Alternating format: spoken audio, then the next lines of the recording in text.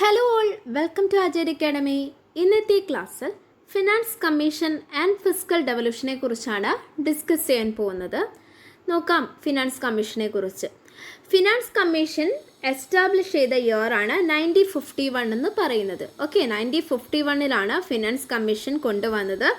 Deal ചെയ്ത ആർട്ടിക്കിളാണ് article 280. Okay, finance commission base ചെയ്തിട്ട് ഒരുപാട് ആർട്ടിക്കിൾസ് ഉണ്ട് കേട്ടോ. 280 മാത്രമല്ല, 272 അങ്ങനെ കുറച്ച് ആർട്ടിക്കിൾസ് ഉണ്ട്. പക്ഷേ ക്ലോസ്ലി റിലേറ്റ് ചെയ്ത ആർട്ടിക്കിളാണ് ആർട്ടിക്കിൾ 280. ഫിനാൻസ് കമ്മീഷൻ്റെ ഒരു കോൺസ്റ്റിറ്റ്യൂട്ടുമായി ബന്ധപ്പെട്ട ആർട്ടിക്കിളാണ് ആർട്ടിക്കിൾ 280 എന്ന് പറഞ്ഞിരിക്കുന്നത്.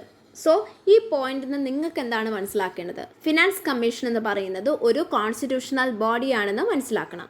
ഓക്കെ, സോ ഫിനാൻസ് കമ്മീഷൻ എപ്പോഴാണ് കോൺസ്റ്റിറ്റ്യൂട്ട് ചെയ്തത്? 1951. സോ ആർട്ടിക്കിൾ ഏതാണ്? ആർട്ടിക്കിൾ 280 ആണെന്ന് മനസ്സിലാക്കാം. പിന്നെ എന്തിനു വേണ്ടിയിട്ടാണ് ഈ ഫിനാൻസ് കമ്മീഷൻ കൊണ്ടുവന്നത്? സെൻട്രൽ ഗവൺമെൻറ്റും സ്റ്റേറ്റ് ഗവൺമെൻറ്റും തമ്മിലുള്ള ഫിനാൻഷ്യൽ റിലേഷനെ ഡിഫൈൻ ചെയ്യാൻ വേണ്ടിയിട്ടാണ് ആക്ച്വലി ഈ ഒരു ഫിനാൻസ് കമ്മീഷൻ കോൺസ്റ്റിറ്റ്യൂട്ട് ചെയ്തത്. നമുക്കറിയാം ഫിനാൻസ് കമ്മീഷൻ എന്ന് പറയുന്നത് ടാക്സ് കളക്ഷൻ മാത്രമല്ല, അങ്ങനെയുള്ള ആക്ടിവിറ്റീസൊക്കെ ഇത് കോർഡിനേറ്റ് ചെയ്യുന്നുണ്ട്. അറ്റ് ദ സെയിം ടൈം ഈ കളക്ട് ചെയ്ത ടാക്സ് ഈക്വലായിട്ട്, ഫേവറബിളായിട്ട് അല്ലെങ്കിൽ ജസ്റ്റിസിബിളായിട്ട് എങ്ങനെയാണ് സ്റ്റേറ്റ് ഗവൺമെൻറ്റിന് ഡിസ്ട്രിബ്യൂട്ട് ചെയ്യുന്നത് തുടങ്ങിയ കാര്യങ്ങളൊക്കെ ഇത് ഡീൽ ചെയ്യുന്നുണ്ട് കേട്ടോ. അപ്പോൾ ഇതിൻ്റെ റോൾസ് ആൻഡ് റെസ്പോൺസിബിലിറ്റി നമ്മൾ ഡിസ്കസ് ചെയ്യും. എന്നാലും ഇതൊരു ഇൻട്രൊഡക്ടറി പാർട്ടായിട്ട് പറഞ്ഞതാണ്. അപ്പോൾ ഈ സ്ലൈഡിൽ നമ്മൾ എന്തൊക്കെയാണ് പഠിച്ചത്? ഫിനാൻസ് കമ്മീഷൻ കോൺസ്റ്റിറ്റ്യൂട്ട് ചെയ്ത ഇയർ ചോദിച്ചാൽ 1951 ആണെന്ന് മനസ്സിലാക്കുക. 1950 അല്ല, 1951 ആർട്ടിക്കിള് 280 ആണെന്ന് മനസ്സിലാക്കുക. പിന്നെ എന്തിനു വേണ്ടിയിട്ടാണ് ഈ ഫിനാൻസ് കമ്മീഷൻ നിലവിൽ വന്നതെന്നുള്ള ഒരു ഐഡിയ ഉണ്ടായാൽ മതി. ഓക്കെ, ഇനി നമുക്കറിയാം ഫിനാൻസ് കമ്മീഷൻ നമുക്കറിയാം ഈച്ച് 5 ഇയേഴ്സിനനുസരിച്ച് 5 വർഷം കൂടുന്നതനുസരിച്ച് പുതിയ ഫിനാൻസ് കമ്മീഷൻ കൊണ്ടുവരും. ഈ പുതിയ ഫിനാൻസ് കമ്മീഷൻ, അതായത് ഇപ്പോൾ നമുക്ക് 16th ഫിനാൻസ് കമ്മീഷനാണ്. ഇങ്ങനെ ഓരോ ഫിനാൻസ് കമ്മീഷൻ മാറുന്ന സമയത്ത് അവരുടെ റെക്കമെൻഡേഷൻസും 5 വർഷം കൂടുന്ന സമയത്ത് മാറാറുണ്ട്, ചേഞ്ച് ചെയ്യാറുണ്ട് എന്നാണ് പറയുന്നത്. ഇപ്പോൾ 16th ഫിനാൻസ് കമ്മീഷനാണ്. അപ്പോൾ ഈ 16th ഫിനാൻസ് കമ്മീഷൻ കോൺസ്റ്റിറ്റ്യൂട്ട് ചെയ്തത് 2023 ഡിസംബർ 31. അപ്പോൾ നിങ്ങൾ ചിന്തിച്ചാൽ മതി, ഡേറ്റ് പഠിക്കാൻ സുഖമല്ലേ? 2023 ആ ഇയറിൻ്റെ എൻഡിലാണ് ഈ 16th ഫിനാൻസ് കമ്മീഷൻ കോൺസ്റ്റിറ്റ്യൂട്ട് ചെയ്തതെന്ന് മനസ്സിലാക്കുക. അപ്പോൾ ഇപ്പോഴത്തെ ഫിനാൻസ് കമ്മീഷൻ്റെ ചെയർമാൻ ആരാണെന്ന് ചോദിച്ചാൽ അരവിന്ദ് പനഗരിയാണ്. ഓക്കെ, അരവിന്ദ് പനഗരിയാണ് ഇപ്പോഴത്തെ ഫിനാൻസ് കമ്മീഷൻ്റെ ചെയർമാൻ. സോ അരവിന്ദ് പനഗരിയുടെ നമുക്കറിയാം ഫെമിലിയർ ആയിട്ടുള്ള പേരാണ് അല്ലേ. അദ്ദേഹം നീതി ആയോഗിൻ്റെ വൈസ് ചെയർമാൻ കൂടിയായിരുന്നു. സോ ആരാണ് ഇപ്പോഴത്തെ ഫിനാൻസ് കമ്മീഷൻ ചെയർമാൻ? അരവിന്ദ് പനഗരിയാണ്. ഓക്കെ, അപ്പോൾ ഈ നമ്മളോട് പല ടൈപ്പ് ക്വസ്റ്റ്യൻസ് ചോദിക്കാറുണ്ട്. അപ്പോൾ ഈ 2 പോയിൻറ്റ്സിൽ ഈ ഒരു പോയിൻറ്റും കൂടി, ഈ പോയിൻ്റ് ഇമ്പോർട്ടൻ്റ് ആണ്. പല രീതിയിലും ക്വസ്റ്റ്യൻ ചോദിക്കാറുണ്ട്. നിങ്ങൾ തന്നെ ഒരുപാട് ക്വസ്റ്റ്യൻ കണ്ടിട്ടുണ്ടാവും. 14th ഫിനാൻസ് കമ്മീഷൻ്റെ പേരെന്താണ്? അല്ലെങ്കിൽ ഫസ്റ്റ് ഫിനാൻസ് കമ്മീഷൻ്റെ ചെയർമാൻ ആരായിരുന്നു?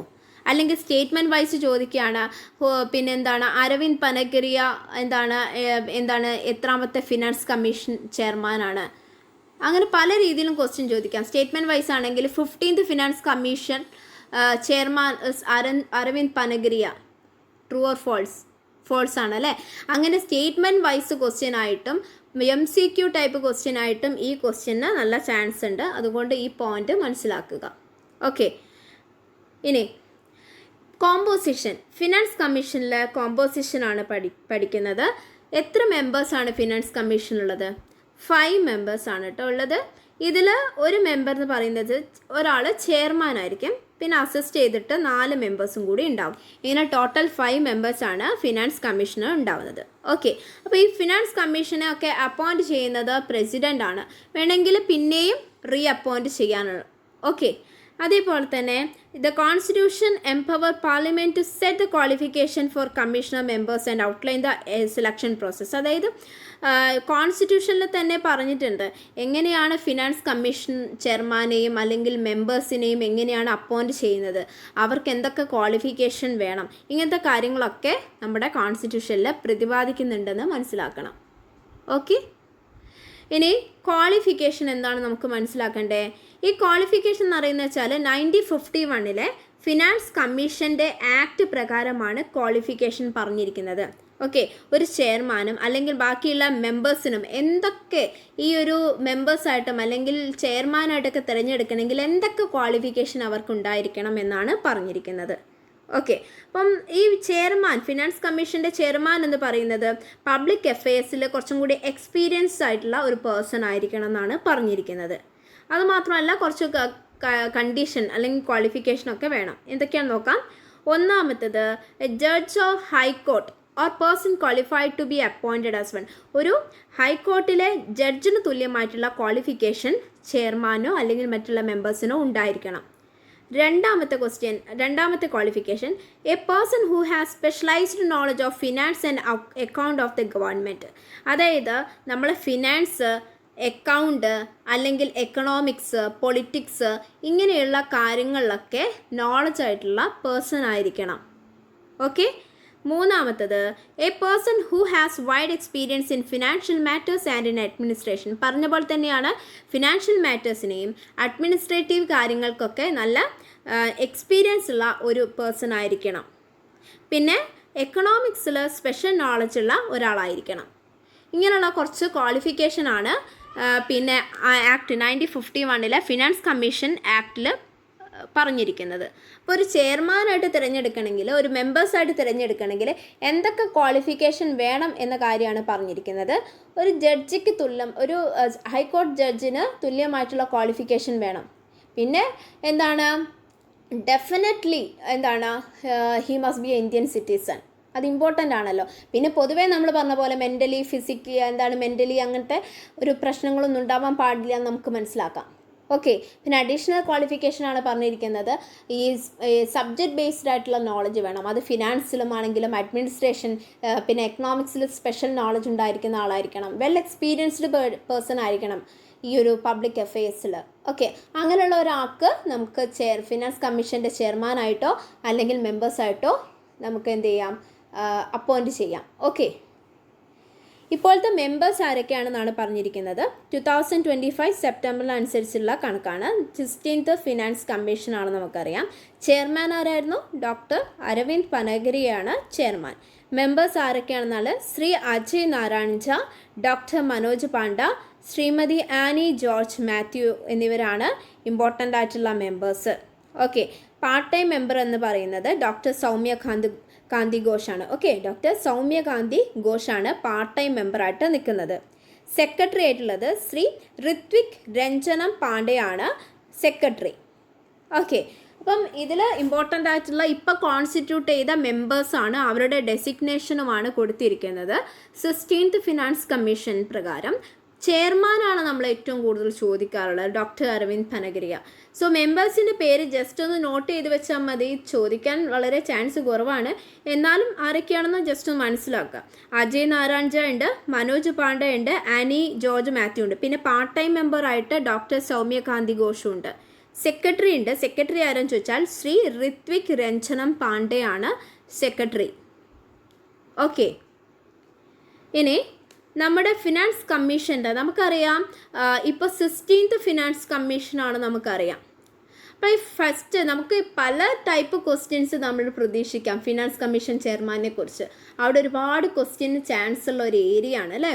പല PSCയിലും നമ്മൾ ആദ്യം മുതലേ കണ്ടുവന്നൊരു ട്രെൻഡാണ് ചെയർമാൻ്റെ പേര് ചോദിക്കൽ, അല്ലെങ്കിൽ ഇവരെ എത്രാമത്തെ ചെയർമാനാണെന്ന് ചോദിക്കൽ. ഓക്കെ. അതുകൊണ്ട് നമ്മൾ മനസ്സിലാക്കാം, who was A first chairman of finance commission ചോദിച്ചാൽ നിങ്ങൾക്ക് എന്ത് ആൻസർ ചെയ്യാൻ പറ്റും? KC നിയോഗി. ഓക്കെ. അപ്പോൾ ഇന്ത്യയിലെ ആദ്യത്തെ ഫിനാൻസ് കമ്മീഷനാണ് 1951 അപ്പോയിൻറ്റ് ചെയ്തത്.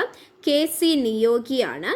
1952 മുതൽ 57 വരെ കറക്റ്റ് 5 വർഷം ആണ് അദ്ദേഹത്തിൻ്റെ ആ ഒരു ഫിനാൻസ് കമ്മീഷൻ ചെയർമാനായിട്ട് ഇരുന്നത്. Okay. So first finance commission chairman ആരാണ്? KC നിയോഗിയാണ്. അപ്പോൾ ഇത് ഇമ്പോർട്ടൻ്റ് ആയിട്ടുള്ളൊരു കാര്യമാണ്. ഓക്കെ. സെക്കൻഡ് എന്ന് പറയുന്നത് സെക്കൻഡ് ഫിനാൻസ് കമ്മീഷൻ K സന്താനമാണ്. അദ്ദേഹം 1956 അപ്പോയിൻറ്റ് ചെയ്തിട്ടുണ്ട്. ഓക്കെ. 1957 മുതൽ 62 വരെയാണ് അദ്ദേഹത്തിനെ അപ്പോയിൻറ്റ് ചെയ്തത്. അതും കറക്റ്റ് 5 ഇയറിലാണ് അപ്പോയിൻറ്റ് ചെയ്തത്. 5 വർഷം അദ്ദേഹം അതിൽ പദവിയിൽ ഇരുന്നിട്ടുണ്ട്. മൂന്നാമത്തേതാണ് 1960 അപ്പോയിൻറ്റ് ചെയ്തിട്ടുണ്ട് Ashok K Chand. Okay.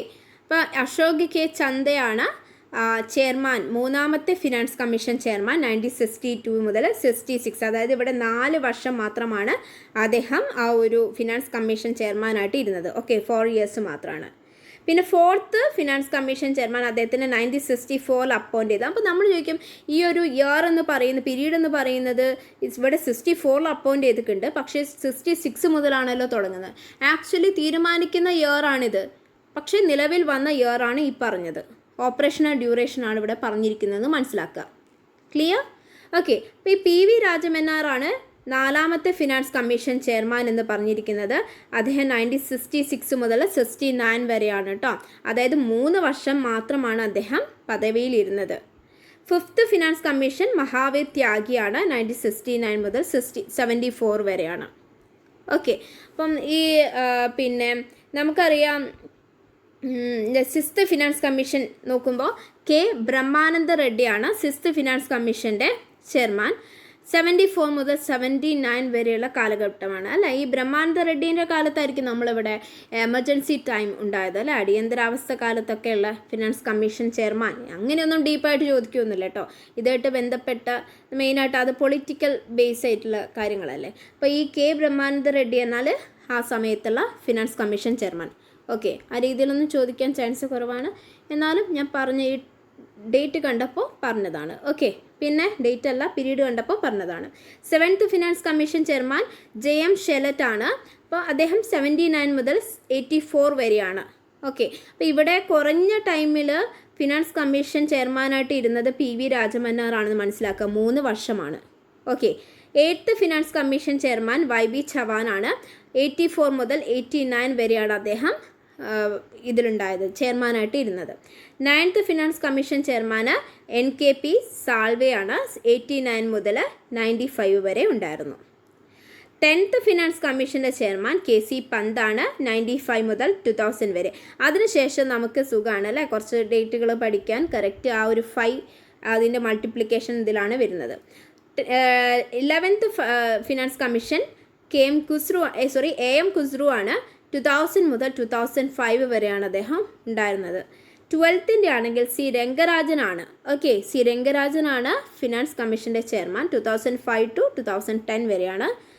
13th finance commission chairman Vijay കെൽക്കറാണ്. ഓക്കെ, അപ്പോൾ വിജയ് കെൽക്കർ എത്രാമത്തെ ഫിനാൻസ് കമ്മീഷൻ ചെയർമാനാണ്? 13th ആണെന്ന് മനസ്സിലാക്കുക അല്ലേ. അദ്ദേഹത്തിൻ്റെ പേരുകളൊക്കെ കുറേ PSC ക്വസ്റ്റ്യനിൽ വന്നിട്ടുണ്ട്. ഓക്കെ, അപ്പോൾ വിജയ് കെൽക്കർ 13th ഫിനാൻസ് കമ്മീഷൻ്റെ ചെയർമാനാണ്. 2010 മുതൽ 15 വരെയാണ് ഉള്ളത്. Okay, 14th finance commission chairman ആരാണ്? YV റെഡ്ഡിയാണ്. 2015 മുതൽ 20 വരെയാണ്. 15th finance commission chairman NK Singh ആണ്. 2020 മുതൽ 2026 വരെയാണ് കേട്ടോ. 2025 ആണ് കേട്ടോ. ഓക്കെ, കാലഘട്ടം. അതിനുശേഷം 16th ഫിനാൻസ് കമ്മീഷനാണ്. അപ്പോൾ അദ്ദേഹത്തിനെ കോൺസ്റ്റിറ്റ്യൂട്ട് ചെയ്ത് 2023 പക്ഷേ 2025-26 ടൈമിൽ നിലവിൽ വന്നു. അപ്പം ഇതിൽ 16th ഫിനാൻസ് കമ്മീഷൻ ചെയർമാനാണ്. ഇപ്പം നിലവിലുള്ള ഫിനാൻസ് കമ്മീഷൻ 16th ആണെന്ന് മനസ്സിലാക്കുക. അരവിന്ദ് പനഗരിയാണ് ചെയർമാൻ. ക്ലിയർ ആയോ? ഇത് കംപ്ലീറ്റ് പഠിക്കാനൊന്നും പറയുന്നില്ല, എന്നാലും ഇമ്പോർട്ടൻ്റ് ആയ ആളുകൾ മാത്രം നിങ്ങളൊന്ന് ശ്രദ്ധിച്ചാൽ മതി. ഫങ്ഷൻസ് ആൻഡ് റെസ്പോൺസിബിലിറ്റി എന്തൊക്കെയാണെന്ന് നോക്കാം. മെയിനായിട്ടുള്ള ഫിനാൻസ് കമ്മീഷൻ്റെ ഫങ്ഷൻസ് എന്ന് പറയുന്നത്, ഒന്ന് vertical devolution. Okay, vertical devolution എന്ന് പറഞ്ഞാൽ of net tax proceeds to be shared between the central and state. അതായത് നമ്മൾ ടാക്സ് പിരിച്ചെടുക്കല്ലോ, ഈ ടാക്സ് കളക്ട് ചെയ്തിട്ട് അത് സെൻറ്ററിന് സ്റ്റേറ്റിലേക്ക് ഡിസ്ട്രിബ്യൂട്ട് ചെയ്യുന്നതിനാണ് വെർട്ടിക്കൽ ഡെവല്യൂഷൻ എന്ന് പറയുന്നത്. ഇനി ഹൊറിസോണ്ടൽ ഡെവല്യൂഷൻ ഉണ്ട്. ഹൊറിസോണ്ടൽ ഡെവല്യൂഷൻ എന്ന് പറയുന്നത് വെച്ചാൽ ഈ സ്റ്റേറ്റ്സ് തമ്മിലുള്ള അതായത് ഈ സ്റ്റേറ്റ്സുകൾ തമ്മിലുള്ള ഷെയർസിനെ കുറിച്ച് പ്രതിപാദിക്കുന്നതിനെയാണ് ഹൊറിസോണ്ടൽ ഡെവല്യൂഷൻ എന്ന് പറയുന്നത്. ഇനി ഗ്രാൻഡ് ഇൻ എയ്ഡ്, ഈ കാര്യങ്ങളൊക്കെ കൺസോളിഡേറ്റഡ് ഫണ്ട് എന്നൊക്കെ പിന്നെ എത്ര എടുക്കണം, അതായത് ഏതൊക്കെ സംസ്ഥാനങ്ങൾക്ക് ഏതൊക്കെ സ്റ്റേറ്റ്സിന് ഗ്രാൻഡ് ഇൻ എയ്ഡ് കൊടുക്കണം, ആ കാര്യങ്ങളൊക്കെ തീരുമാനിക്കുന്നത് ഫിനാൻസ് കമ്മീഷനാണ്. ഓക്കെ, അതേപോലെ തന്നെ ഈ measures to augment the resources of the consolidated fund of the state aimed at supplementing the finances of panchayat and municipality based on recommendation from the state finance commission. അതായത് central ഗവൺമെൻറ്റിന്ന് സ്റ്റേറ്റിലേക്ക് മാത്രമല്ല state finance commission പ്രകാരം നോക്കുകയാണെങ്കിൽ അവർ ഈ panchayat municipality തലങ്ങളിലേക്ക് grass root ലെവലിലേക്ക് എത്രത്തോളം finance കൊടുക്കണം, ഗ്രാൻഡിനേഡ് എത്ര അവർക്ക് പ്രൊവൈഡ് ചെയ്യണം എന്നുള്ള കാര്യങ്ങളൊക്കെ തീരുമാനിക്കുന്നത് ഫിനാൻസ് കമ്മീഷൻ്റെ റെസ്പോൺസിബിലിറ്റിയാണ്. അതേപോലെ തന്നെ ഫിനാൻഷ്യൽ മാനേജ്മെൻറ്റുമായി ബന്ധപ്പെട്ട ഏതൊരു കാര്യത്തിനെക്കുറിച്ച് പ്രസിഡൻറ്റിനൊക്കെ കാര്യങ്ങളൊക്കെ അഡ്വൈസ് ചെയ്യാനും എല്ലാ കാര്യങ്ങളും നോക്കുന്നത് ഫിനാൻസ് കമ്മീഷനാണ്. അപ്പോൾ ഫിനാൻസുമായി ബന്ധപ്പെട്ട അത് ഈ ടാക്സിൻ്റെ ഷെയർ ആയിക്കോട്ടെ, അതേപോലെ തന്നെ ഡിസ്ട്രിബ്യൂഷൻ ആയിക്കോട്ടെ, എത്രത്തോളം നമ്മൾ ഗ്രാൻഡിനേൻ്റെ കേസ് ആയിക്കോട്ടെ, ഇങ്ങനെയുള്ള കാര്യങ്ങളൊക്കെ നോക്കി നടത്തുന്നത് ഫിനാൻസ് കമ്മീഷൻ്റെ ഫങ്ഷനാണെന്ന് മനസ്സിലാക്കുക. എന്തെങ്കിലും ഈ സ്റ്റേറ്റ്സ് തമ്മിലുള്ള ടൈമിൽ, പ്രത്യേകിച്ച് ഹൊറിസോണ്ടൽ ഡെവലപ്ഷൻ ടൈമിൽ അവർക്ക് എത്ര ഈ ഷെയർ പോരാ എന്നൊക്കെ നമുക്കറിയാം. ഓരോ ഇതും അനുസരിച്ച്, അതായത് എല്ലാ സ്റ്റേറ്റ്സിനും ഒരേപോലെയല്ല ടാക്സ് ഡിസ്ട്രിബ്യൂട്ട് ചെയ്യുന്നത്. ഓഫ് കോഴ്സ് നമ്മുടെ കേരളം ഒരുപാട് എന്ത് ചെയ്തിട്ടുണ്ട്, നമ്മൾ കുറേ ക്ലെയിം ചെയ്തിട്ടുണ്ട്. അതായത് നമ്മളെ എല്ലാ സംസ്ഥാനങ്ങൾക്കും ഈക്വലായിട്ടായിരിക്കില്ല ടാക്സിൻ്റെ ഷെയർ കിട്ടുന്നത്.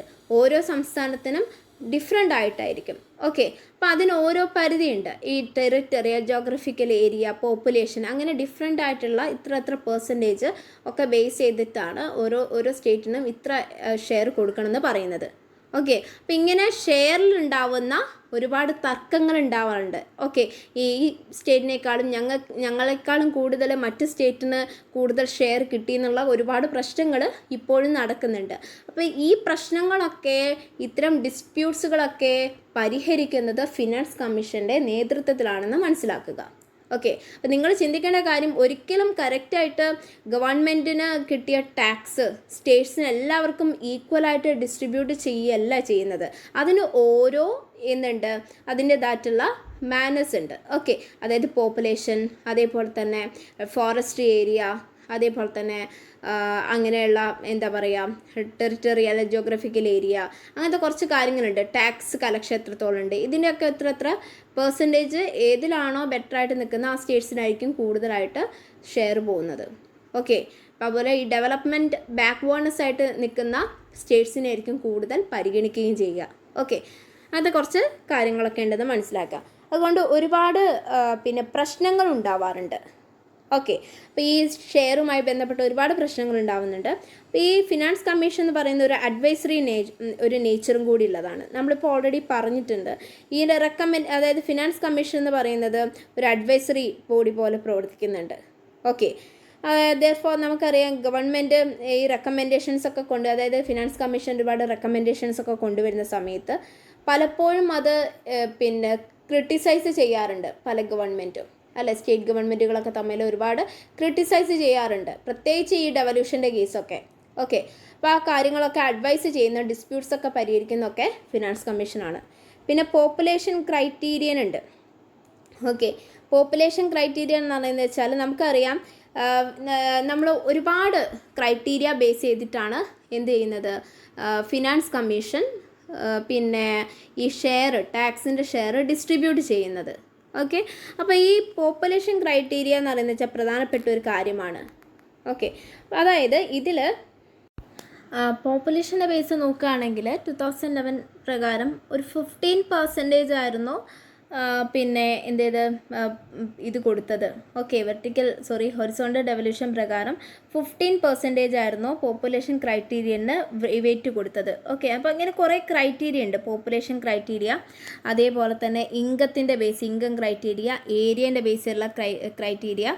ഓക്കെ, അതേപോലെ തന്നെ ഡെമോഗ്രഫീൻ്റെ ക്രൈറ്റീരിയ, ഫോറസ്റ്റിന് ഇത്ര, അങ്ങനെ ഉണ്ട്. ഓക്കെ, അപ്പോൾ അത് എത്രയാണെന്ന് ഏകദേശം പറഞ്ഞുതരാം. അത് ഇതിൽ പറഞ്ഞിട്ടില്ല, ഫസ്റ്റ് പറഞ്ഞുതരാം. അതിൽ ഫസ്റ്റത്തെ നമ്മൾ പറയാം ഇൻകത്തിന് 45% ആണ് കൊടുക്കുന്നത്. ഓക്കെ, 45% ഇൻകത്തിന് എത്രയാണ്? ഇൻകത്തിനാണ് ഏറ്റവും കൂടുതൽ വെയിറ്റ്, 45% ആണ് കൊടുക്കുന്നത്. ഓക്കെ, ഞാൻ വൈ എന്ന് ഉദ്ദേശിച്ചത് ഇൻകമാണ്.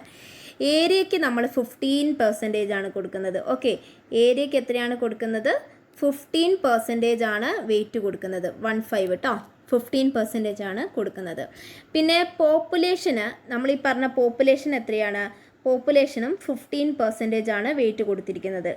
ഓക്കെ, അപ്പം ഈ ഹൊറിസോണ്ടൽ ക്രൈറ്റീരിയ എന്ന് പറയുന്നത് ഹൊറിസോണ്ടൽ ഡെവല്യൂഷൻ പ്രകാരം കുറച്ച് പിന്നെ ഓരോ ക്രൈറ്റീരിയ ഉണ്ട്. ഇൻകത്തിന് 45% കൊടുക്കുന്നു, ഏരിയ ബേസ് ചെയ്തിട്ട് 15% കൊടുക്കുന്നു, പോപ്പുലേഷന് 15% കൊടുക്കുന്നു, ഡെമോഗ്രഫിക്ക് 12.5. ഓക്കെ, ഡെമോഗ്രഫിയാണേ, ഡെമോഗ്രഫിക്ക് എത്രയാണ്? ഡെമോഗ്രഫി ഓക്കെ നോട്ട് ചെയ്യണേ. ഡെമോഗ്രഫിക്ക് എത്രയാണ് കൊടുക്കുന്നത്? ഡെമോഗ്രഫിക്ക് 12.5%. ഓക്കെ, 12.5% ആണ് കൊടുക്കുന്നത്. അതേപോലെ തന്നെ ഫോറസ്റ്റിന് ഓക്കെ, ഫോറസ്റ്റിന് നമ്മൾ 10% ആണ് കൊടുക്കുന്നത്. ഓക്കെ, അപ്പം ഇങ്ങനെ ഡിഫറെൻ്റ് ആയിട്ടുള്ള പിന്നെ ഈ ക്രൈറ്റീരിയ എന്ത് കൊടുക്കുന്നുണ്ട്? നമ്മളെ ഈ ടാക്സ് ഒക്കെ ഷെയർ ചെയ്യുന്നതിന് ഒരുപാട് പിന്നെ വെയിറ്റുകൾ ഇതേപോലെ കൊടുക്കുന്നുണ്ട്. ഓക്കെ, ഇൻകത്തിലാണ് ഏറ്റവും കൂടുതൽ, അതായത് ഇൻകം കൂടുന്ന സംസ്ഥാനത്തിന് എന്ത് ചെയ്യും? 45% കൊടുക്കുന്നുണ്ട്. അപ്പോൾ ഇൻകം കൂടുന്ന സംസ്ഥാനത്തിന് കൂടുതൽ ഷെയർ കിട്ടും. അതുപോലെ ഏരിയ 15% കൊടുക്കുന്നുണ്ട്, ഡെമോഗ്രഫിക്ക് 12.5% ആണ് വെയിറ്റ് കൊടുക്കുന്നത്, പോപ്പുലേഷന് 15% വെയിറ്റ് കൊടുക്കുന്നുണ്ട്, ഫോറസ്റ്റിന് 10% ആണ് വെയിറ്റ് കൊടുക്കുന്നത്. അപ്പോൾ ഇത്രയും എത്രയാണ്? 5 ഇമ്പോർട്ടൻ്റ് ആയിട്ടുള്ള ഏരിയയ്ക്കാണ് അവർ വെയിറ്റ് കൊടുത്തിരിക്കുന്നത്. ഓക്കെ, ഹൊറിസോണ്ടൽ ഡെവല്യൂഷൻ പ്രകാരം. അപ്പോൾ ഇങ്ങനെയുള്ള അവസ്ഥയിൽ നമ്മുടെ പോപ്പുലേഷൻ ക്രൈറ്റീരിയനെ കുറിച്ചാണ് ഇവിടെ പറഞ്ഞിരിക്കുന്നത്. അപ്പോൾ ഇവിടെ നിങ്ങൾ എഴുതിയെടുത്തെന്ന് വിചാരിക്കുന്നു. പോപ്പുലേഷൻ ക്രൈറ്റീരിയൻ്റെ ഒരു പ്രത്യേകത എന്ന് പറഞ്ഞാൽ നമുക്കറിയാം, നോർത്തേണിനെക്കാട്ടും സദേൺ ഏരിയ, നമ്മുടെ ഇന്ത്യൻ്റെ സൗത്ത് പാർട്ടിൽ പോപ്പുലേഷൻ പൊതുവെ കുറവാണ്. കാരണം ഇവിടെയുള്ള ഫാമിലി പ്ലാനിങ്ങിനുള്ള കാര്യങ്ങളൊക്കെ പ്രശ്നങ്ങളൊക്കെ കൊണ്ട് ഇവിടെ പോപ്പുലേഷൻ നോർത്തിനേക്കാളും കുറവാണെന്നുള്ള കാര്യമാണ് ഇവിടെ പറയുന്നത്. ഓക്കെ, അപ്പോൾ ഇതുവരെ നമ്മൾ അത് അത്രത്തോളം കൺസേൺ ചെയ്തിട്ടില്ലായിരുന്നു. പക്ഷേ ഈ അടുത്ത് ഫിനാൻസ് കമ്മീഷൻ്റെ ഈ ഒരു ഡെവല്യൂഷൻ്റെ ചേഞ്ച് വന്നതനുസരിച്ചിട്ട് പോപ്പുലേഷനും നല്ല രീതിയിൽ വെയിറ്റ് കൊടുത്തിട്ടുണ്ട്. അപ്പോൾ അതിനനുസരിച്ചിട്ട് ഈ സദേൺ പാർട്ടുള്ള സ്റ്റേറ്റ്സിന് അവർ വിചാരിച്ചത്ര ഷെയർ കിട്ടാൻ ചാൻസ് കുറവാണ്. അതായത് നോർത്തേൺ സ്റ്റേറ്റ്സിനാണ് കുറച്ചും കൂടി അവിടെ പോപ്പുലേഷൻ കൂടുതലായതുകൊണ്ട് കുറച്ചും കൂടി അവർക്കായിരിക്കും പ്രിഫറൻസ് കൂടുക. ഓക്കെ, അപ്പോൾ പോപ്പുലേഷൻ ഏറ്റവും കൂടുതലുള്ള സംസ്ഥാനങ്ങൾ എവിടെയാണോ അവർക്കായിരിക്കും കുറച്ചും കൂടി ടാക്സിൻ്റെ ഷെയർ കൂടുക. ഓക്കെ, അതേപോലെ ഇൻകം കൂടുതലുള്ള സംസ്ഥാനങ്ങൾക്ക് 45% കൊടുക്കുന്നുണ്ട്. അപ്പോൾ ഇൻകത്തിൻ്റെ പ്രശ്നം വന്നാലും അതേപോലെ തന്നെ പോപ്പുലേഷൻ്റെ പ്രശ്നം വന്നാലൊക്കെ അവരുടെ ഷെയറിൻ്റെ ആ ഒരു ടാക്സിൻ്റെ ഷെയറിനെ കാര്യമായിട്ട് ബാധിക്കും. ഓക്കെ, അതുകൊണ്ടാണ് ഒരുപാട് പ്രശ്നങ്ങൾ ഫിനാൻസ് കമ്മീഷൻ്റെ ഈ ഒരു റെക്കമെൻഡേഷൻസ് ഒക്കെ കാരണം കൊണ്ട് ഉണ്ടാവുന്നത്. ഓക്കെ, നമ്മളെ കേരള ഗവൺമെൻറ്റും ഒരുപാട് പ്രശ്നങ്ങൾ ഉണ്ടാക്കിയിട്ടുണ്ട്. കാരണം തമിഴ്നാട്, കേരളം ഒക്കെ ഒരുപാട് പ്രശ്നങ്ങൾ ഉണ്ടാക്കിയിട്ടുണ്ട്. കാരണം എന്താണ്? പോപ്പുലേഷൻ ഇവിടെ കുറവാണ്. ഓക്കെ, അതുകൊണ്ട് അവരുടെ ടാക്സ് ഷെയർ കുറയുമെന്നാണ് ഉദ്ദേശിക്കുന്നത്. അപ്പോൾ 1971 ബേസ് ചെയ്തിട്ടായിരുന്നു ഇതുവരെ ആ ഒരു ഷെയറും കാര്യങ്ങളൊക്കെ കൊടുത്തത്. ഇപ്പോൾ 2011 ഈ ഒരു പ്രകാരം ഈ ഒരു പിന്നെ ക്രൈറ്റീരിയ പ്രകാരം അതിൽ ടാക്സ് ഷെയറിൽ ചേഞ്ച് വന്നിട്ടുണ്ട്. ഇനി റിലേറ്റീവ് വെയിറ്റ് സിസ്റ്റം എന്ന് നമ്മളിപ്പോൾ ഓൾറെഡി പറഞ്ഞിട്ടുണ്ട് അല്ലേ?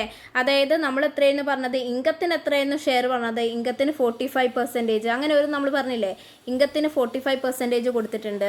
അതേപോലെ തന്നെ നമ്മളെ ഏരിയ, ജോഗ്രഫിക്കൽ ഏരിയയ്ക്ക് ആണെങ്കിൽ 15% കൊടുത്തിട്ടുണ്ട് അല്ലേ?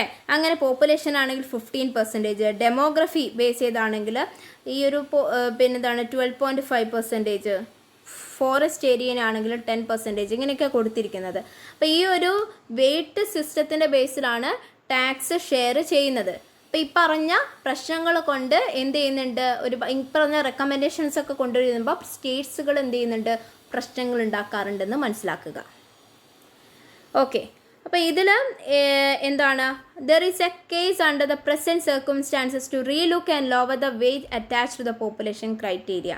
Okay, the weight assign to the population criteria for the devolution, അതായത് നമ്മൾ 10th ഫിനാൻസ് കമ്മീഷൻ ആണെങ്കിൽ 20% ആയിരുന്നു പോപ്പുലേഷൻ അന്ന് കൊടുത്തത്.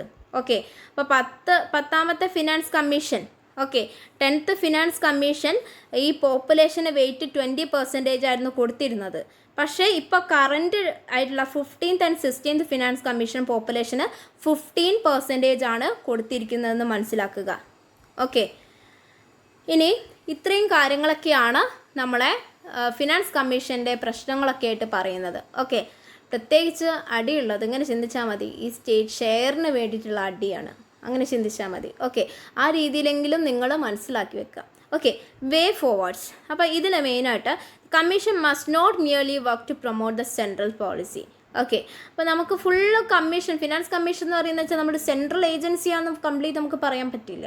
ഫിനാൻസുമായി ബന്ധപ്പെട്ട കാര്യങ്ങളൊക്കെയാണ് ഇത് ലുക്ക് ചെയ്യുന്നത്. അതിനാവശ്യമായ റെക്കമെൻഡേഷൻ കൊണ്ടുവരുന്നു, ഷെയർസൊക്കെ കറക്റ്റായിട്ട് ഡിസ്ട്രിബ്യൂട്ട് ചെയ്യുന്നു. അല്ലാതെ എല്ലാ സെൻട്രൽ പോളിസിയും പ്രൊമോട്ട് ചെയ്യുന്നു എന്ന് നമുക്ക് പറയാൻ പറ്റില്ല, അല്ലേ? അപ്പോൾ ഈ റെക്കമെൻഡേഷൻ എന്ന് പറയുന്നത് വെച്ചാൽ എന്താണ്, ഗവൺമെൻറ്റിന് എന്ത് ചെയ്യാം, as in many cases recommendation are not implemented by the government, അല്ലേ? ഫിനാൻസ് കമ്മീഷൻ കുറച്ച് റെക്കമെൻഡേഷൻസ് കൊണ്ടുവന്നു വന്ന റെക്കമെൻഡേഷൻ ഓഫ് കോഴ്സ് നമ്മൾ മനസ്സിലാക്കണം, അത് അംഗീകരിക്കണം. പക്ഷേ അതെല്ലാം ഗവൺമെൻറ് ഇംപ്ലിമെൻറ്റ് ചെയ്യണമെന്നുമില്ല.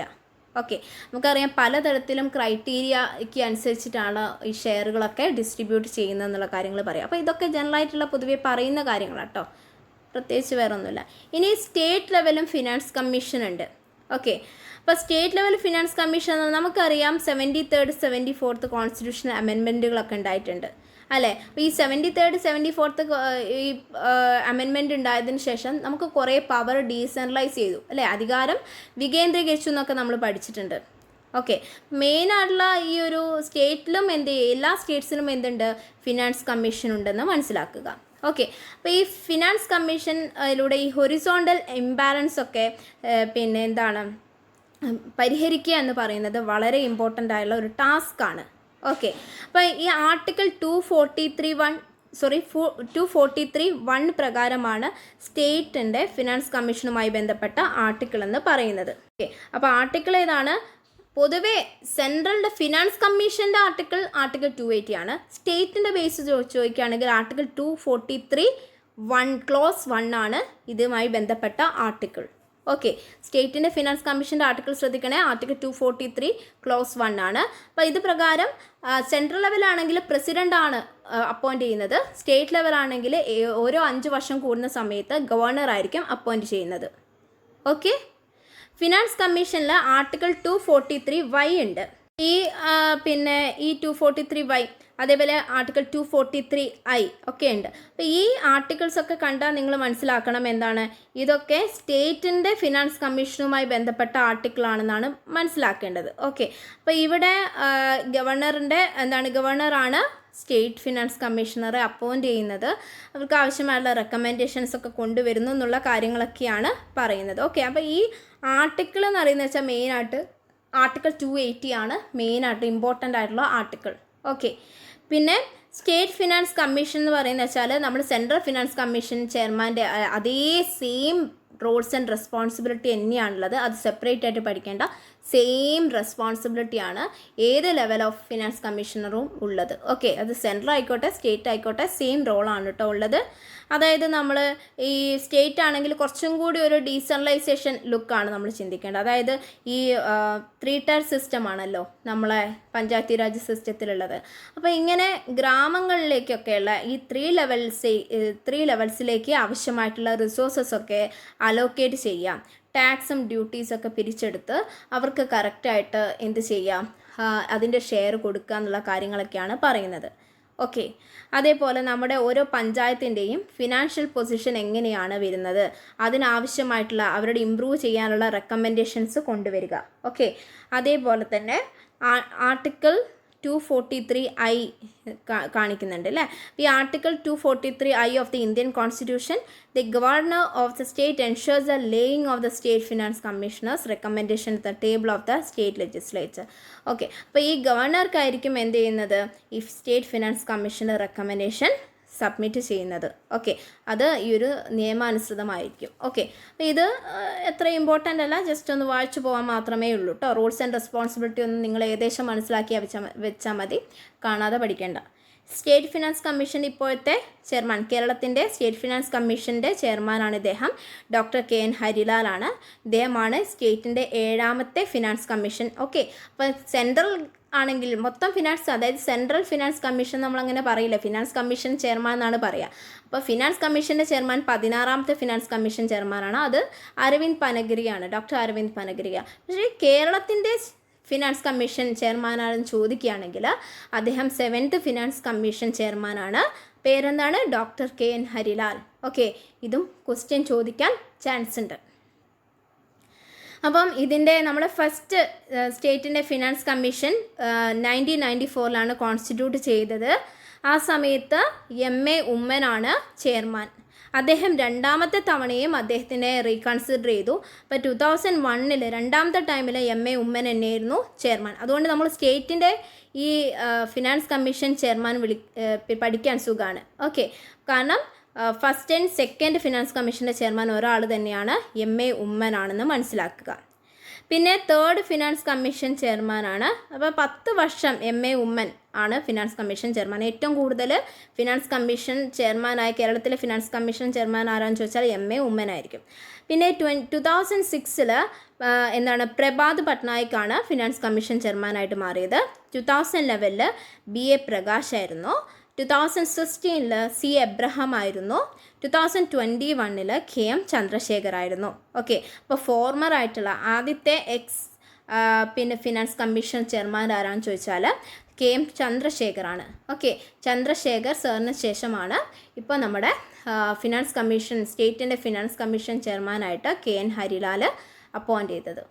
ഓക്കെ, അപ്പം എത്രാമത്തെ ഫിനാൻസ് കമ്മീഷൻ ചെയർമാനാണ് കേരളത്തിലെ? 7ാമത്തേതാണെന്ന് മനസ്സിലാക്കുക. ഓക്കെ, ഏറ്റവും കൂടുതൽ കാലം ഫിനാൻസ് കമ്മീഷൻ ചെയർമാനായത് ഡോക്ടർ എം.എ. ഉമ്മനാണ്. ഓക്കെ, ഇപ്പോഴത്തെ ഫിനാൻസ് കമ്മീഷൻ ചെയർമാൻ ഹരിലാൽ സാറാണ്. അതിനുശേഷം മുന്നത്തെ ഫിനാൻസ് കമ്മീഷൻ ചെയർമാൻ K.M. ചന്ദ്രശേഖറാണ്. ഓക്കെ, ക്ലിയർ ആയല്ലോ. പിന്നെ ഡെവല്യൂഷനാണ് vertical devolution. Okay, vertical devolution എന്ന് പറഞ്ഞാൽ സെൻട്രലിൽ നിന്ന് സ്റ്റേറ്റിലേക്കുള്ള ടാക്സ് ഷെയറിങ്ങുമായി ബന്ധപ്പെട്ടതാണ് വെർട്ടിക്കൽ ഡെവല്യൂഷൻ എന്ന് പറയുന്നത്. നമ്മുടെ ഇന്ത്യയുടെ ഫിസ്ക്കൽ ഫെഡറലിസവുമായി ബന്ധപ്പെട്ട ഒരു കാര്യമാണ് വെർട്ടിക്കൽ ഡെവല്യൂഷൻ എന്ന് പറയുന്നത്. നമ്മൾ കളക്ട് ചെയ്ത ടാക്സ് റവന്യൂ സെൻട്രൽ ഗവൺമെൻറ് ഇങ്ങോട്ട് സ്റ്റേറ്റ്സ് ഗവൺമെൻറ്റിലേക്ക് ഷെയർ കൊടുക്കാറുണ്ട്. അതുമായി ബന്ധപ്പെട്ട കാര്യമാണ് വെർട്ടിക്കൽ ഡെവല്യൂഷൻ എന്ന് പറയുന്നത്. ഓക്കെ, ഈ ഫിനാൻസ് കമ്മീഷൻ ഈ ഡിസ്ട്രിബ്യൂഷനെ സംബന്ധിച്ച് പറയുന്ന ആർട്ടിക്കിളാണ് ആർട്ടിക്കിൾ 280 എന്ന് പറഞ്ഞിരിക്കുന്നത്. ഓക്കെ, അപ്പോൾ നമുക്കറിയാം 2021 മുതൽ 2026 വരെയുള്ള ഘട്ടത്തിൽ 15th ഫിനാൻസ് കമ്മീഷൻ പറഞ്ഞിരിക്കുന്നത് ഈ കളക്ട് ചെയ്ത ടാക്സിലെ സെൻട്രൽ ഗവൺമെൻറ് അതിൻ്റെ സ്റ്റേറ്റ്സിന് 41% ഷെയർ സ്റ്റേറ്റ് ഗവൺമെൻറ്റിന് കൊടുത്താൽ മതി എന്നായിരുന്നു പറഞ്ഞിരുന്നത്. ഓക്കെ, അപ്പം ആദ്യം ഇതിൻ്റെ വെർട്ടിക്കൽ ഡെവല്യൂഷൻ എന്ന് പറഞ്ഞാൽ എന്താണ്? വെർട്ടിക്കൽ ഒന്നും ചിന്തിച്ചാൽ മതി. അതിൻ്റെ ഫസ്റ്റ് എവിടുന്നാണ് വരുന്നത്? Central government. ആരിലേക്കാണ് വരുന്നത്? സ്റ്റേറ്റ് ഗവൺമെൻറ്റിലേക്ക്. എന്താ വരുന്നത്? ടാക്സിൻ്റെ ഷെയർ. ഓക്കെ, അപ്പം സെൻട്രൽ ഗവൺമെൻറ് സ്റ്റേറ്റ് ഗവൺമെൻറ്റിലേക്ക് വരുന്ന ടാക്സ് ഷെയറുമായി ബന്ധപ്പെട്ടതാണ് വെർട്ടിക്കൽ ഡെവല്യൂഷൻ. ഓക്കെ, അപ്പം ആദ്യം ഈ 42%, അതായത് കളക്ട് ചെയ്ത ടാക്സിൻ്റെ 42% പിന്നെ സ്റ്റേറ്റ് ഗവൺമെൻറ്റിന് കൊടുക്കണം എന്നായിരുന്നു. ഓക്കെ, പക്ഷേ ഇപ്പോൾ അത് ചേഞ്ച് ചെയ്തു.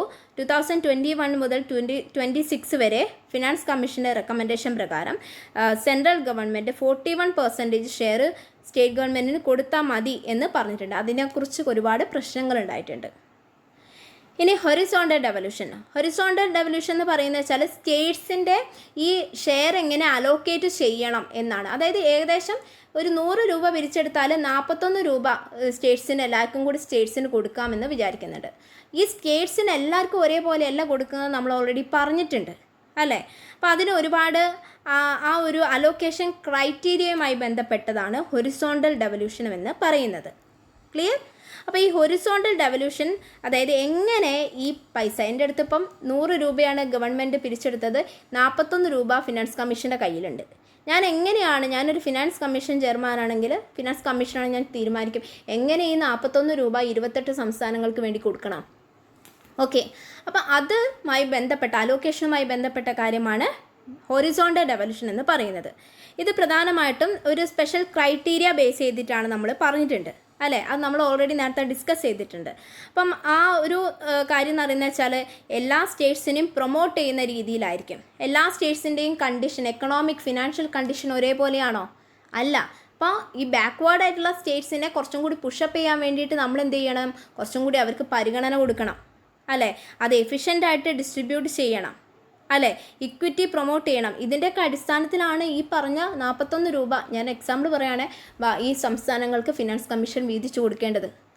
അതിന് കുറച്ച് സ്പെസിഫിക് ക്രൈറ്റീരിയ ഉണ്ട്. അതുമായി ബന്ധപ്പെട്ടാണ് ഹൊറിസോണ്ടൽ ഡെവല്യൂഷൻ എന്ന് പറയുന്നത്. അപ്പോൾ എന്തൊക്കെ ക്രൈറ്റീരിയ ആണ്? പോപ്പുലേഷൻ നമ്മൾ പറഞ്ഞിട്ടുണ്ട്. പോപ്പുലേഷൻ എത്രയാണ്?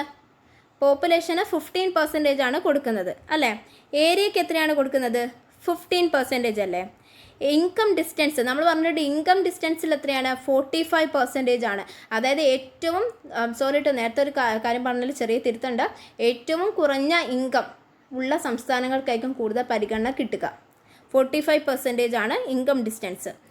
Demographic performance. ഡെമോഗ്രാഫിക് പെർഫോമൻസിന് എത്രയായിരുന്നു നമ്മൾ നേരത്തെ പറഞ്ഞത്? ഡെമോഗ്രാഫിക് പെർഫോമൻസിന് 12.5 അല്ലേ പറഞ്ഞത്? 12.5 ആണ് വരുന്നത്. ഫോറസ്റ്റ് കവറേജിന് 10% ആണ് വരുന്നത്. ഇങ്ങനെയുള്ള 5 ക്രൈറ്റീരിയൻ്റെ ബേസ് നോക്കിയിട്ടാണ് ഫിനാൻസ് കമ്മീഷൻ ഈ ഇൻകം ഡിസ്ട്രിബ്യൂട്ട് ചെയ്യുന്നത്. അതിനെയാണ് ഹൊറിസോണ്ടൽ ഡെവല്യൂഷൻ എന്ന് പറയുന്നത്. ക്ലിയർ ആയല്ലോ? ഓക്കെ, അപ്പോൾ ഇത്രയുമാണ് ഫിനാൻസ് കമ്മീഷനുമായി ബന്ധപ്പെട്ട കാര്യങ്ങൾ. അപ്പോൾ നമുക്ക് കുറച്ച് ക്വസ്റ്റ്യനിലേക്കൊക്കെ പോവാം. ഓക്കെ, അപ്പോൾ ഇന്നത്തെ ക്ലാസ് നിങ്ങൾക്ക് ക്ലിയർ ആയോ? ഓക്കെ, എന്തെങ്കിലും ഒന്ന് നിങ്ങൾക്ക് കിട്ടാതിരുന്നുണ്ടാവില്ലല്ലോ അല്ലേ? ഏകദേശം ഇമ്പോർട്ടൻ്റ് ആയുള്ള പോയിൻറ്റ്സൊക്കെ പറഞ്ഞിട്ടുണ്ട് കേട്ടോ. ഓക്കെ, എൻ്റെ റെക്കമെൻഡേഷൻസ് തീർച്ചയായിട്ടും ഇനി എടുക്കുന്നുണ്ട്. അപ്പോൾ നമുക്ക് ഇതുവരെ ബേസിക് എല്ലാ ഡീറ്റെയിൽസും നമ്മൾ പറഞ്ഞിട്ടുണ്ട്. ഓക്കെ, അപ്പോൾ ഫിനാൻസ് കമ്മീഷൻ്റെ കുറച്ച് റെക്കമെൻഡേഷൻ നമ്മൾ എത്രയും പെട്ടെന്ന് ക്ലാസ് ചെയ്യുന്നതാണ്. അപ്പം ഇതിൽ നമ്മൾ എന്താണ് ഫിനാൻസ് കമ്മീഷൻ്റെ ഡീൽ ചെയ്ത ആർട്ടിക്കിൾ, കോൺസ്റ്റിറ്റ്യൂഷണൽ പ്രൊവിഷൻ അല്ലേ, അതേപോലെ കോമ്പോസിഷനെ കുറിച്ച് പറഞ്ഞിട്ടുണ്ട്. സ്റ്റേറ്റ് ഫിനാൻസ് കമ്മീഷനെയും സെൻട്രൽ ഫിനാൻസ് കമ്മീഷനെയും കുറിച്ച് നമ്മൾ ഡിസ്കസ് ചെയ്തു അല്ലേ. റോൾസ് ആൻഡ് റെസ്പോൺസിബിലിറ്റി എന്താണ്, അവർ ഫേസ് ചെയ്യുന്ന പ്രോബ്ലംസ് എന്തൊക്കെയാണ്, ഒരുപാട് പ്രശ്നങ്ങളുണ്ട്. മെയിനായിട്ട് ഷെയറിൻ്റെ ഇഷ്യൂ ആണെന്ന് ചിന്തിച്ചാൽ മതി. ഹൊറിസോണ്ടൽ ഡെവല്യൂഷൻ എന്താണ്, വെർട്ടിക്കൽ ഡെവല്യൂഷൻ എന്താണ്, ക്രൈറ്റീരിയാസ് എന്തൊക്കെയാണെന്നൊക്കെ നമ്മൾ ഡിസ്കസ് ചെയ്തു. ഇത്രയും ക്ലിയർ ആണല്ലോ നിങ്ങൾക്ക്? ഓക്കെ, ഇനി നമുക്ക് ഡിസ്കസ് ചെയ്യാം. അതിൻ്റെ ക്വസ്റ്റ്യൻസ് നോക്കാം. ഓക്കെ, അപ്പോൾ UPSC പ്രിലിംസ് ബേസ് ചെയ്തിട്ടുള്ള ഒരു ക്വസ്റ്റ്യൻ ആണ് ഇത്. With reference to 14th finance commission. Okay, ഇത് കുറച്ച് മുന്നേ ഉള്ള കാര്യമാണ്. 14th ഫിനാൻസ് കമ്മീഷൻ്റെ റെഫറൻസ് പ്രകാരം which of the following statement is or correct? ഏതാണ് കറക്റ്റ് ആയിട്ടുള്ള സ്റ്റേറ്റ്മെൻറ്റ്? ഫസ്റ്റത്തെ ആണ്, it has increase the share of States in the central divisible pool from 32% to 42%. Okay, അതായത് നമ്മൾ ഷെയർ 32% നിന്ന് 42% ആക്കണമെന്ന് 14th ഫിനാൻസ് കമ്മീഷൻ റെക്കമെൻഡ് ചെയ്തു എന്നാണ് പറഞ്ഞിരിക്കുന്നത്. രണ്ടാമത്തത്, it has made recommendation concerning sector specific grant. ഇത് സെക്ടർ സ്പെസിഫിക് ഗ്രാൻറ്റിന് വേണ്ടിയിട്ട് റെക്കമെൻഡേഷനിൽ പറഞ്ഞിട്ടുണ്ടെന്ന്. അപ്പോൾ ഇതിൽ ഏതാണ്? 14th ഫിനാൻസ് കമ്മീഷൻ്റെ റെക്കമെൻഡേഷനാണ് കേട്ടോ പറഞ്ഞിരിക്കുന്നത്. ഓക്കെ, അപ്പോൾ ഇതിൽ ഏത് സ്റ്റേറ്റ്മെൻറ്റാണ്, അല്ലെങ്കിൽ ഏതൊക്കെ സ്റ്റേറ്റ്മെൻറ്റുകളാണ് correct? Option A 1 only, option 2 only, option C both, option D neither. അപ്പോൾ നിങ്ങളുടെ ആൻസർ എന്താണിത്? അപ്പോൾ 14th ഫിനാൻസ് കമ്മീഷൻ്റെ റെക്കമെൻഡേഷൻ പ്രകാരം 32% നിന്ന് 42% ആക്കി മാറ്റിയത് 14th ഫിനാൻസ് കമ്മീഷൻ അല്ല. ഓക്കെ, ഇപ്പോൾ 16th നമുക്കറിയാം 15th and 16th ഫിനാൻസ് കമ്മീഷനാണ് 42% ആയിട്ടുള്ള ഓൾറെഡി ഉള്ള സാധനം എന്താക്കിയത് 41% ആക്കി മാറ്റിയത്. ഓക്കെ, അപ്പോൾ നിങ്ങൾ ശ്രദ്ധിക്കേണ്ടത് ഫസ്റ്റ് ആൻസർ റോങ് ആണ്. രണ്ടാമത്തെ ആൻസർ നോക്കാം. ഇത് സെക്ടർ സ്പെസിഫിക് ഗ്രാൻറ്റിനെ കുറിച്ച് റെക്കമെൻഡേഷൻ 14th ഫിനാൻസ് കമ്മീഷനിൽ പറഞ്ഞിട്ടുണ്ട്. അപ്പോൾ ആൻസർ വരുന്നത് ഓപ്ഷൻ B ആണ്. ക്ലിയർ? ഇനി രണ്ടാമത്തെ ക്വസ്റ്റ്യൻ ആണ്, the finance commission of India submit its report to. അതായത് ഇന്ത്യയുടെ സെൻട്രൽ ലെവലിലെ ഫിനാൻസ് കമ്മീഷൻ്റെ റിപ്പോർട്ട് ആർക്കാണ് സബ്മിറ്റ് ചെയ്യുന്നത്? Option A the head of NITI Aayog, option B the finance minister of India, option C president of India, option D prime minister of India. ആർക്കാണ് finance commission report submit ചെയ്യുന്നത്? Answer option C പ്രസിഡൻറ്റിനാണ് അല്ലേ. അപ്പോൾ സ്റ്റേറ്റിലാണെങ്കിൽ ഗവർണർക്കായിരിക്കും submit ചെയ്യുന്നത്. Okay, മൂന്നാമത്തെ question, which of the following is constituted under article 280 of the constitution of India. അതായത് ആർട്ടിക്കിൾ 280 പ്രകാരം കോൺസ്റ്റിറ്റ്യൂട്ട് ചെയ്ത ബോഡി ഏതാണ് എന്നാണ് ഉദ്ദേശിച്ചത്. Option A advocate general, option B central vigilance commission, option C finance commission, option D national commission for women.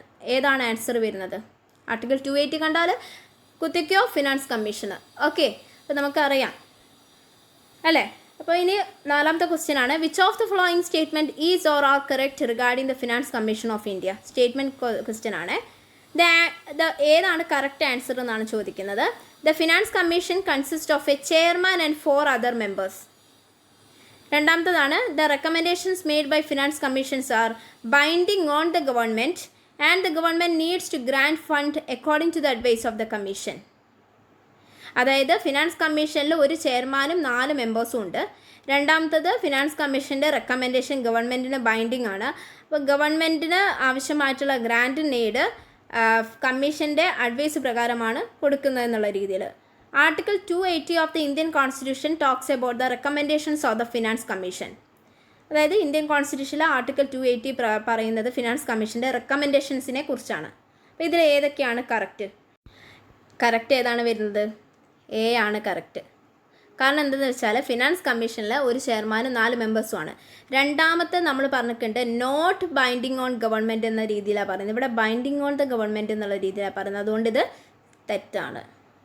Third ആൻസറും wrong ആണ്.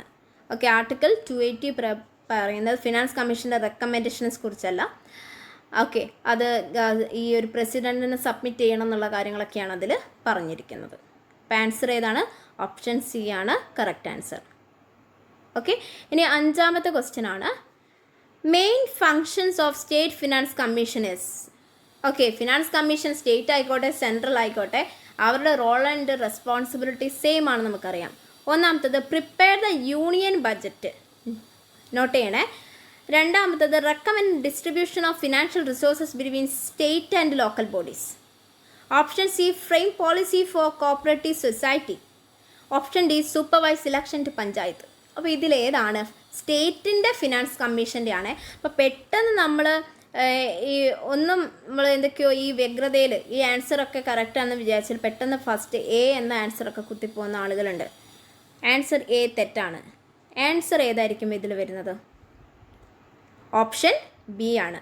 Recommend distribution of financial resources between state and local body. ഇനി അഥവാ ഇവിടെ central and state കൊടുക്കുകയാണെങ്കിൽ തെറ്റാണ്. Okay, അപ്പോൾ ഇത്രയുമാണ് നമുക്ക് ഇന്നത്തെ ക്ലാസ്സിൽ പഠിക്കാൻ കഴിഞ്ഞത്. ഇനി അതിൻ്റെ റെക്കമെൻഡേഷൻസ് നമ്മൾ ഡിസ്കസ് ചെയ്യുന്നുണ്ട്. എന്തെങ്കിലും ഡൗട്ട്സ് ഉണ്ടെങ്കിൽ ചോദിക്കാം. Okay, thank you all.